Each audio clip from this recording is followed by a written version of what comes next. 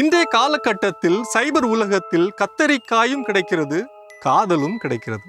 காதல் என்ற போர்வையில் ஏராளமான சைபர் குற்றங்கள் அதிகரித்து கொண்டே இருக்கின்றன.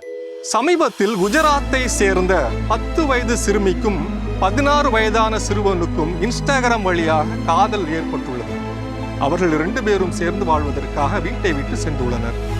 இச்செய்தி பெரும் பரபரப்பை ஏற்படுத்திய சூழலில் காவல்துறையினர் அருகாமையில் இருக்கும் கிராமம் ஒன்றில் இவர்களை கண்டறிந்து பெற்றோரிடம் சேர்த்துள்ளனர். சைபர் குற்றவாளிகள் சிறார்களை குறிவைத்து சமூக ஊடகம் வழியாக காதல் வலை வீசி அவர்களுக்கு பாலியல் தொந்தரவு கொடுக்கும் செயலைதான் சைபர் குரூமிங் அல்லது சைபர் காதல் என்கிறோம்.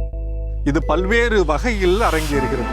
சைபர் தளங்கள் வழியாக சிறாருக்கு ஆபாசமான மெசேஜ் அனுப்புவது, ஆபாச படங்களை அனுப்புவது, காதல் மொழி பேசி வீட்டை விட்டு வெளியே தனியாக வரவழைத்து பாலியல் சீண்டலுக்கு ஆளாக்குவது சைபர் குற்றங்களே. எனவே எச்சரிக்கை தேவை.